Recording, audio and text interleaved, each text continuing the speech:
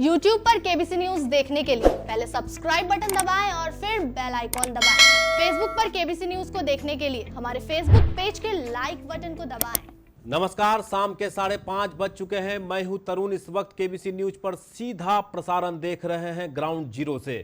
हम आपको बता दें कि पूरे देश और दुनिया में कोरोना का कहर लगातार जारी है और ऐसे भारत में भी पिछले 24 घंटे में 20,000 से भी ज़्यादा नया केसेस आए हैं। भारत की बात करें तो आंकड़ा बढ़ता हुआ 7,46,000 के पार जा चुका है। वहीं बिहार की बात करें तो आंकड़े तेजी से बढ़ रहे हैं और ऐसे में कई जगहों पर लॉकडाउन भी किया जा रहा है। तो हम आपको बताते हैं कि 13,274 के साथ आंकड़ा पहुंच चुका है और ऐसे में लगातार सीएम हाउस से लेकर कई इलाकों में लगातार वृद्धि हो रही है कोरोना के मरीजों की। ऐसे हालात को देखते हुए पटना को 7 दिनों के लिए लॉकडाउन करने की घोषणा की गई है।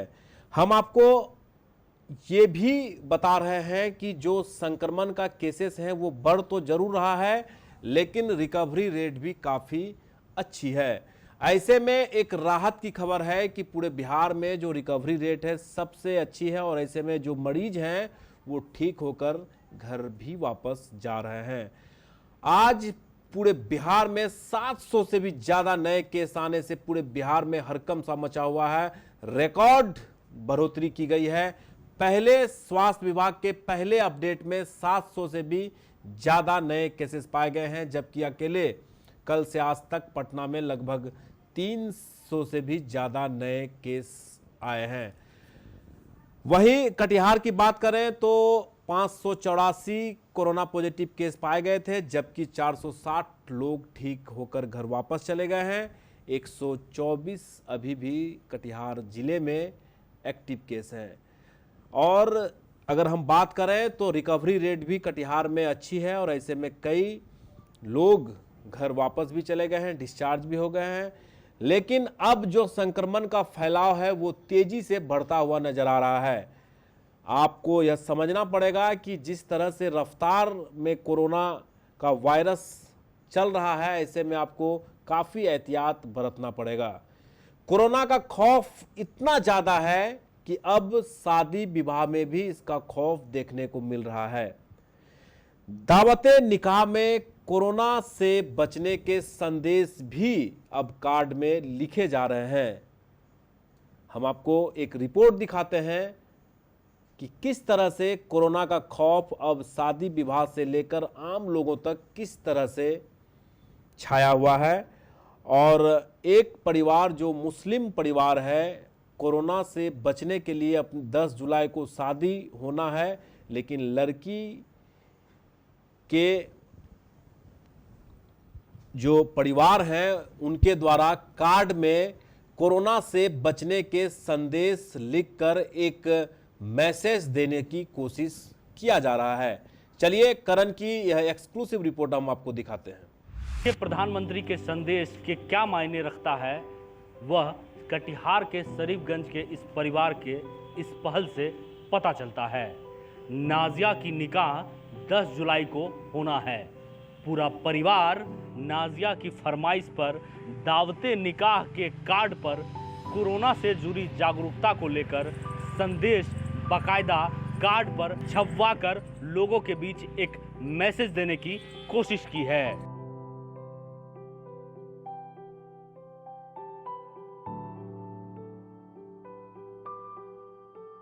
कोरोना के कहर से बचने के लिए मास्क पहनने के साथ साथ सोशल डिस्टेंस मेंटेन करने को लेकर प्रधानमंत्री की अपील एक परिवार को इस तरह प्रभावित किया कि उस परिवार की बेटी के निकाह पर बेटी के ही फरमाइश पर दावते निकाह के कार्ड में कोरोना से जुड़ी बचाव का संदेश कार्ड के लिफाफ के साथ साथ कार्ड में ही छापकर समाज में एक संदेश देने की कोशिश की है।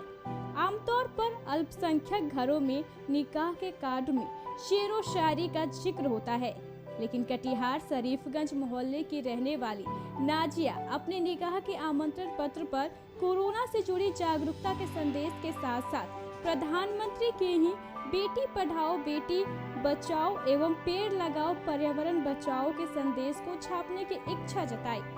नाजिया के भाई जमील अहमद ने कहा कि बहन की ख्वाहिश को पूरा करने के लिए पूरे परिवार के निर्णय पर कार्ड में कोरोना जागरूकता से जुड़ी इस संदेश को छापा गया है।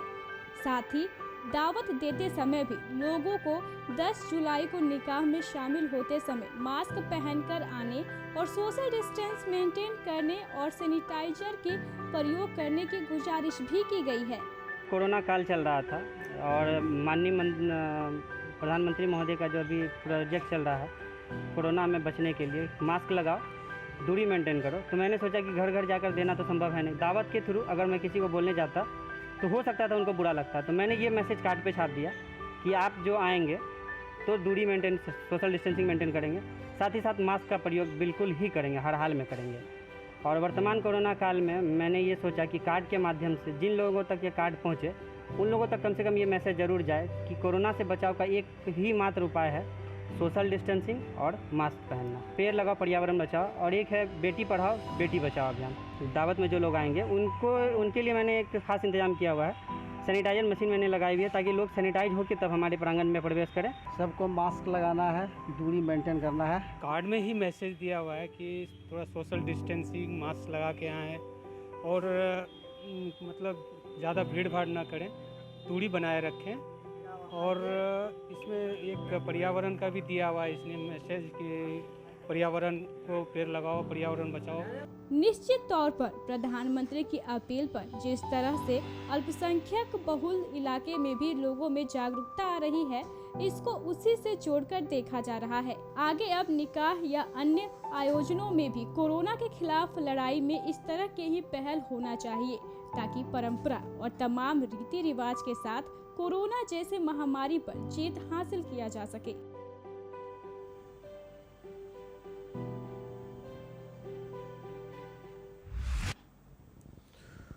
तो निश्चित रूप से इस अल्पसंख्यक परिवार की बेटी नाग्या के द्वारा जो मैसेज दिया गया है वो काफ़ी सराहनीय है, और ऐसा ही सभी लोगों के मन में सोच आना चाहिए कि सोशल डिस्टेंसिंग और मास्क पहनकर ही न केवल विवाह समारोह में बल्कि ऐसे भी जब आप घर से बाहर निकलते हैं तो आप मास्क पहनकर जरूर निकलें। यह मैसेज पूरे देश के लिए एक मिसाल है। चलिए हम आपको लिए चलते हैं। इन दिनों मंडल रेल प्रबंधक के खिलाफ यानी डीआरएम के खिलाफ लगा जबरदस्त आक्रोश है। संवेदक के द्वारा आज जबरदस्त हंगामा किया गया। संवेदकों का मांग है कि पिछले कई वर्षों से इनके कार्य किए गए बिल का भुगतान नहीं किया जा रहा है।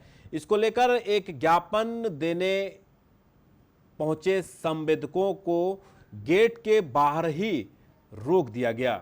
चलिए हम आपको वो तस्वीर दिखाते हैं जब संवेदक द्वारा डीआरएम को एक ज्ञापन देने के लिए गए, लेकिन उन्हें बीच में ही आरपीएफ के द्वारा रोक लिया गया।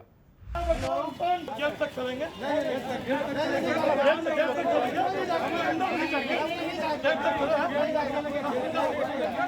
इस वक्त तस्वीर दिखा रहे हैं। मंडल रेल प्रबंधक यानी डीआरएम को एक ज्ञापन देने कटिहार के सैकड़ों रेलवे के अलग अलग कॉन्ट्रैक्टर जो डिपार्टमेंट हैं उसके अलग अलग कॉन्ट्रैक्टर के द्वारा डीआरएम को एक ज्ञापन देने पहुंचे थे बिल भुगतान को लेकर, लेकिन उन्हें बैरिकेटिंग कर पहले ही रोक दिया गया। और काफ़ी कॉन्ट्रैक्टर जो संवेदक हैं काफ़ी आक्रोशित दिखे, और अगर इनका बिल भुगतान नहीं किया जाता है तो सभी संवेदक मिलकर भूख हड़ताल पर जाने की चेतावनी भी दे रहे हैं। चलिए संवेदक का क्या मांग है ये आपको सुनाते हैं। रेलवे संवेदक जो 50 वर्ष से रेलवे में काम कर रहे हैं अनुशासन पूर्वक, आज वो रेलवे संवेदक का 1 साल 2 साल से बकाया भुगतान बाकी है। 5 साल से बकाया राशि का रुपया भुगतान बाकी है। वहाँ रेलवे संवेदक का काम का एक्सटेंशन नहीं होता है, वेरिएशन नहीं होता है। जब हम पैसा मांगने जाते हैं तो हमारे कॉन्ट्रैक्टर पर एलडी लगता है। हमारे एक एमके गुप्ता कॉन्ट्रैक्टर है, 53 लाख रुपया उस पर एलडी लग गया। कोई कॉन्ट्रैक्टर परिय पदाधिकारी से बात करता है तो उसके साथ मिसबिहेव होता है। मतलब रेलवे प्रशासन ने ऐसा मचा दिया है हरकंप डीआरएम बिल्डिंग में, जो आज के इतिहास में ऐसा फालतू डीआरएम, ऐसा बकवास डीआरएम कभी नहीं आया होगा। हम लोगों की मुख्य मांग है रेलवे संवेदक के 100% इंजीनियरिंग का, मैकेनिकल का, इलेक्ट्रिक का, सिग्नल का, सभी कॉन्ट्रैक्टर के बकाया राशि का भुगतान कर दे। हमारी मांगे पूरी नहीं की, जैसे कि पेमेंट करना है, एक्सटेंशन करना है और एलडी को वापस लेना है, तो हम 27 जुलाई को भूख हड़ताल में बैठेंगे और कम से कम 50 आदमी हम लोग भूख हड़ताल में बैठेंगे। आज हम लोग पूर्व नियोजित प्रोग्राम के तहत डीआरएम साहब को अपना मांग रखने के लिए प्रोग्राम बना के आए थे, लेकिन डीआरएम साहब की जो दमनकारी नीति है, आप लोग खुद ही देख रहे हैं, प्रेस वाले लोग, कि इन्होंने 1 किलोमीटर आगे ही लोग को खड़ा करा दिया है और आरपीएफ के लोग यहाँ पूरे बैरिकेटिंग करके खड़े हैं, जबकि वो लोग भी जानते हैं कि आज डिवीज़न में डीआरएम साहब की जो दमनकारी नीति चल रही है, सबको पता है। में काफ़ी आक्रोश दिख रहा है। उनका कहना है कि 27 जुलाई से भूख हड़ताल पर बैठेंगे अगर इनका पूर्ण भुगतान नहीं किया गया। निश्चित रूप से 2-3 सालों से जो काम कर रहे थे, जो वर्क कर रहे थे रेलवे में सभी संवेदक, उनको भुगतान नहीं दिया जा रहा है। इसी को लेकर आज हंगामा भी किया गया। चलिए आपको हम बताते हैं कि पटना में 10 जुलाई से लेकर 16 जुलाई तक लॉकडाउन यानी पूर्ण लॉकडाउन की घोषणा कर दी गई है। पटना के जिला पदाधिकारी रवि कुमार ने एक आदेश जारी करते हुए कहा है कि पटना में बढ़ते संक्रमण को देखते हुए 10 जुलाई से 16 जुलाई तक पूर्ण तरीके से लॉकडाउन रहेगा। एसेंशियल सर्विस को छोड़कर सभी दुकानें बंद रहेगी। इस तरह के आदेश पटना में जारी कर दिया गया है। लगातार पटना में जो संक्रमितों की संख्या है वो बढ़ता हुआ नजर आ रहा है और ऐसे में मुख्यमंत्री आवास से लेकर कई ऐसे इलाके हैं जो काफी संक्रमित पाए जा रहे हैं।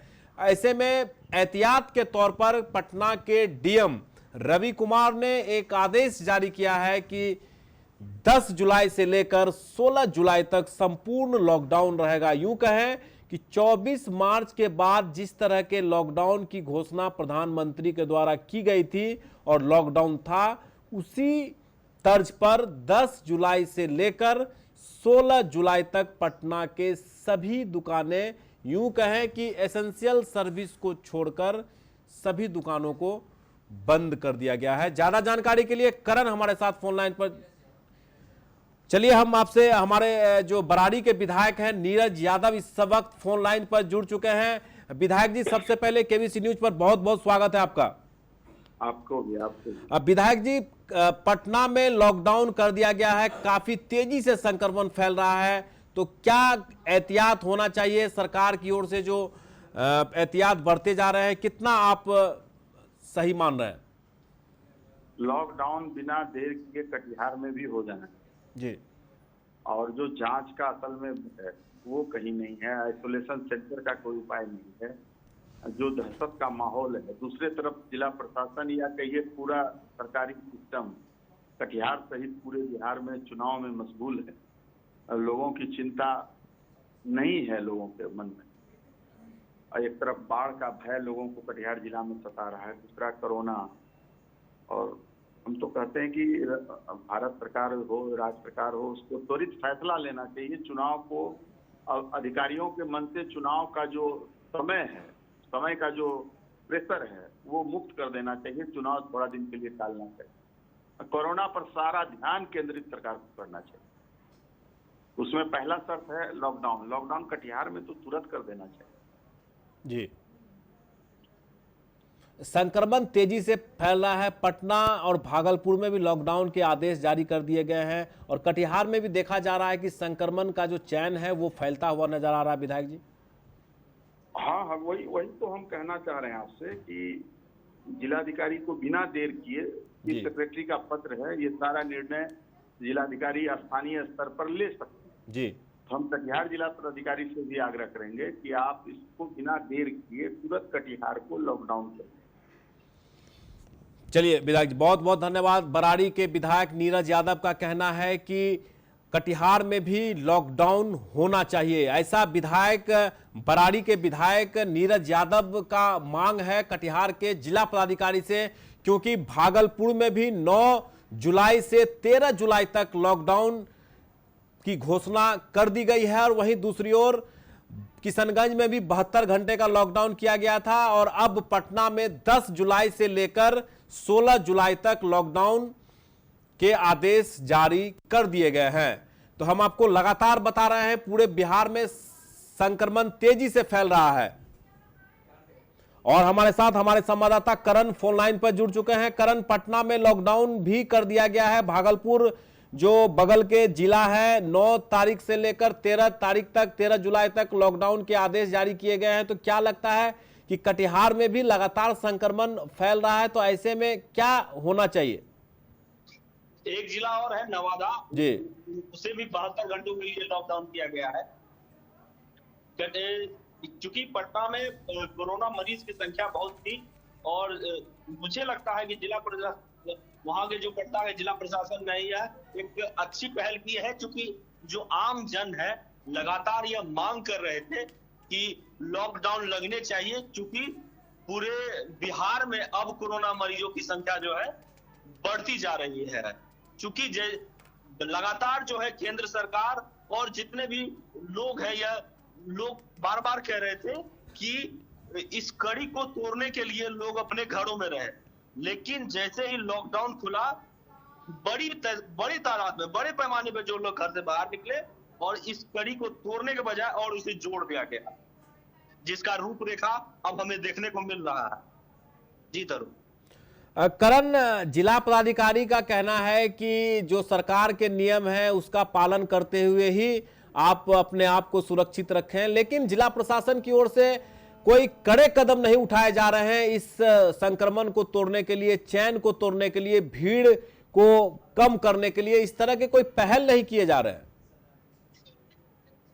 जी, जहां तक जिला प्रशासन की जिम्मेदारी है उससे कई ज्यादा जिम्मेदारी हम और आपके जो आम जन है उनकी है। जिला प्रशासन अपने रूप से पहल करती है। आप देखें तो 2 दिन पूर्व पहले ही जिलाधिकारी और पुलिस अधीक्षक जो है वो खुद सड़क पर आकर लोगों को फाइन भी किया, लोगों को समझाया गया, भैया जागरूक भी किया गया और विभिन्न प्रखंडों में थाना अध्यक्षों, पीटीओ और सीओ के द्वारा भी किया जा रहा है।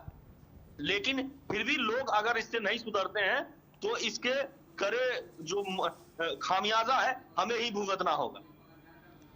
चलिए, बहुत बहुत धन्यवाद। करण हमारे साथ फोन लाइन पर जुड़े हुए थे, बता रहे थे कि जिला प्रशासन की जिम्मेदारी है और उसके साथ साथ जो आम लोग हैं उनकी भी अपनी जिम्मेदारी है कि आपको खुद को किस तरह से सुरक्षित रख पाएंगे और आपको कैसे सुरक्षित रहना है। आम लोगों की भी यह जिम्मेदारी बनती है, संक्रमण को फैलने न दे, मास्क पहनकर घर से निकलें और ज्यादा से ज्यादा घर से निकलने की कोशिश न करें, जरूरत पड़ने पर ही घर से निकलें। जिला प्रशासन, पुलिस प्रशासन कोरोना काल में आपके सुरक्षा के लिए 24 घंटे तैयार है। ऐसे में जिला प्रशासन के बताए हुए नक्शे कदम पर चलें, जो सरकार के गाइडलाइन है उसका बखूबी पालन करें। पटना में लॉकडाउन है, भागलपुर में भी लॉकडाउन किया गया है, किशनगंज में 72 घंटे का, नवादा में 72 घंटे का और ऐसे 1-2 जिले हैं जहां पे लॉकडाउन किया गया है। लगातार संक्रमण फैलने की संभावनाएं हैं और WHO के द्वारा भी यह मान लिया गया है कि हवा में भी वायरस हो चुका है। तो चलिए आपको हम वो खबर दिखाते हैं कि कोरोना काल में अब कटिहार के कोर्ट को भी बंद कर दिया गया है, यानी गुरुवार से लेकर रविवार तक पूर्णतः न्यायालय के कार्यकलाप बंद रहेंगे। आइए क्या कहना है कटिहार बार एसोसिएशन के सेक्रेटरी विजय झा का, ये सुन लेते हैं।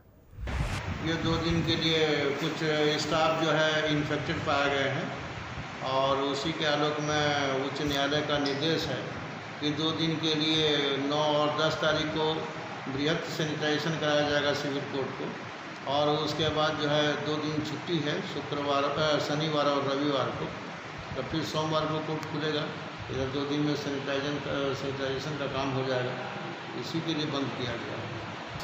और सभी अधिवक्ताओं से इसलिए मैं अपील करता हूं कि इस अवधि में कोई किसी भी तरह का काम नहीं करेंगे, न्यायालय परिसर नहीं आएंगे, बार एसोसिएशन कैंपस में नहीं आएंगे, सब लोग अपने अपने घर में रहेंगे, जहां तहां घूमेंगे फिरेंगे नहीं। लगातार संक्रमण जो फैल रही है उसको एहतियात के तौर पर पूरे कोर्ट परिसर को सैनिटाइज किया जाएगा। इसको लेकर 2 दिनों के लिए यानी कि गुरुवार से लेकर रविवार तक न्यायिक कार्य बिल्कुल बंद रखा गया है। तो इसी तरह से सुरक्षित रहने के लिए सुरक्षा के दृष्टिकोण से भी कोर्ट को बंद रखा गया है और आपको भी अगर सुरक्षित रहना है तो आप खुद को लॉकडाउन करके रखें, जरूरी काम पड़ने पर ही घर से बाहर निकलें। एक तरफ कोरोना का कहर है, दूसरी तरफ बाढ़ का खतरा पूरे बिहार के साथ साथ कटिहार में भी मंडरा रहा है।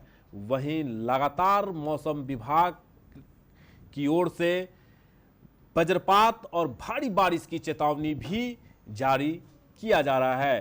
पिछले 10-15 दिनों में 2 से 3 बार मौसम विभाग की ओर से हाई अलर्ट जारी किया गया है और अब 18 जिले में 9 तारीख से लेकर 12 जुलाई तक हाई अलर्ट जारी किया गया है और इसके साथ ही बिजली चमकने और गड़गड़ाहट की आवाज होने पर किसान और आम लोगों को पक्के के मकान में जाने के सलाह दी गई है। तो ये खबर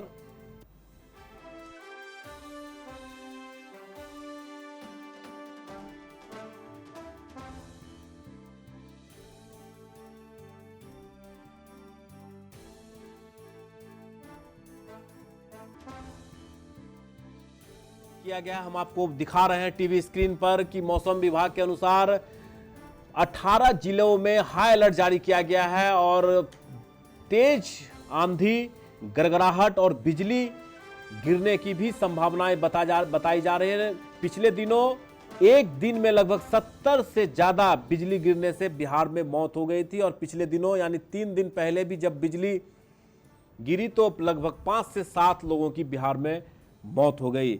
ऐसे में लगातार पूरे बिहार में खतरा मंडराता हुआ अलग अलग तरीके के प्राकृतिक आपदा बिहार में आता हुआ नजर आ रहा है और ऐसे में लोगों को बचने के लिए एकमात्र उपाय अपना घर है, यानी होम क्वारंटीन।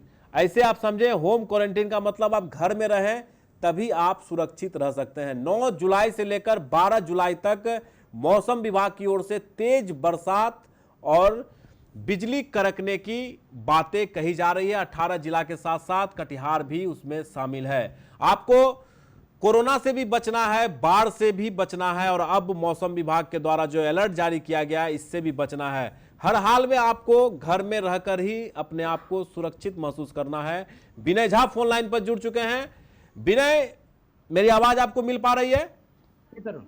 विनय, लगातार यूं कहें कि भारत के साथ साथ बिहार में कई तरह के खतरा मंडराता हुआ नजर आ रहा है। एक तरफ कोरोना काल है, दूसरे तरफ बाढ़ का खतरा है और तीसरे तरफ लगातार तेज गर्जन के साथ बारिश होने की भी संभावनाएं बनी हुई है। मौसम विभाग ने हाई अलर्ट जारी किया है।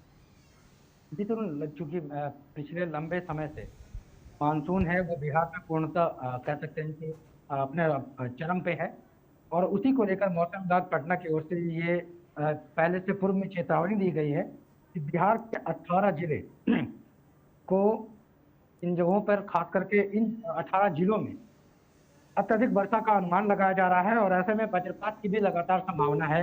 इसको लेकर मौसम विभाग ने अलर्ट जारी किया है क्योंकि यह जो समय है ये किसान के हिसाब से अगर देखा जाए तो इस वक्त किसान अपने खेतों में धान की रुपाई करते हैं। तो ऐसे में खासकर हिदायत वैसे किसानों को दिया गया है कि किसान अगर मौसम में परिवर्तन आता देखे तो वैसे जगहों को चुनाव करें जिन जगहों पर पक्के शेड हों, तो उसी को लेकर यह आदेश निकाला गया है। विनय, कई खतरा से लोग जूझ रहे हैं। एक तरफ कोरोना है, दूसरी तरफ बाढ़ का भी खतरा लोगों पर मंडरा रहा है और तीसरा मौसम विभाग भी अलर्ट जारी किया गया है। तो ऐसे में जो स्थिति है, कितना भयावह स्थिति बनते जा रही है बिहार में? देखिए तरुण, बिहार ऐसा ही बिहार अभी जो हमारा बिहार है वो पिछले कह सकते हैं 3-4 महीनों से लगातार आपदाओं का दंश झेल रहा है। यूँ तो कोरोना की आपदा पूरे देश पे है, फैले के पूरा विश्व उससे अभी फिलहाल में उससे परेशानी में है। लेकिन बिहार की अगर बात करें तो बिहार का ना इंफ्रास्ट्रक्चर उस तरह का मजबूत है ताकि कि लोग उतने समय तक सर्वाइव कर सकें, और जो बिहार कृषि प्रधान राज्य है, ऐसे में जो कृषकों का जो अभी समय है धान की रोपाई का, ऐसे में किसान अगर बदहाल हो जाएंगे तो कह सकते हैं बिहार की अर्थव्यवस्था पर इसका खाता असर पड़ेगा। जहाँ एक और नेपाल से जो हमारे राज्य केंद्र सरकार की जो तालमेल सही नहीं बैठ रहे हैं, तो नेपाल को लेकर बाढ़ का खतरा लगातार बना हुआ है। तो कह सकते हैं 3 तरफ से अभी बिहार परेशानियों से गुजर रहा है। तो ऐसे में लोगों को चाहिए कि जो कुछ सावधानियां सरकार उन्हें बता रही है या प्रशासन उन्हें निर्देशित कर रही है, उन सावधानियों के साथ अब प्रयोग में लाएं ताकि सब कोई सुरक्षित इस कोरोना काल से बाहर निकल सके। चलिए विनय, बहुत बहुत धन्यवाद। विनय झा जानकारी दे रहे थे कि लगातार खतरा बिहार में मंडरा रहा और ऐसे में लोगों को संयम से रहने की आवश्यकता है। कोरोना से बचना है, मौसम विभाग के जो हाई अलर्ट जारी किए गए हैं, बरसात और वज्रपात से भी बचना है, वहीं बाढ़ का भी खतरा बिहार में मंडरा रहा है। तो ऐसे में 3 चीज़ों से आपको बच के रहना और ऐसे में ज़्यादा से ज़्यादा घरों में रहें, अनावश्यक रूप से घर से बाहर न निकलें। मौसम विभाग के अलर्ट के बाद जिला प्रशासन भी पूरी तरह से तैयार है। सभी जगह सभी अधिकारियों को जिला पदाधिकारी कंवल तनुज के द्वारा निर्देश जारी कर दिए गए हैं कि सुरक्षा व्यवस्था को चाक चौबंद रखा जाए। तो ऐसे में आप भी सतर्क रहें, सचेत रहें और ऐसे परिस्थिति में घर से बाहर बिल्कुल न निकलें। आज के इस अंक में फिलहाल इतना ही। केबीसी की पूरी टीम के साथ तरुण को दीजिए इजाजत। कल फिर आपसे मुलाकात होगी। कोरोना का कहर है, आप घर में रहें, घर से कम निकलें और जब भी निकलें तो मास्क पहनकर अवश्य निकलें। नमस्कार।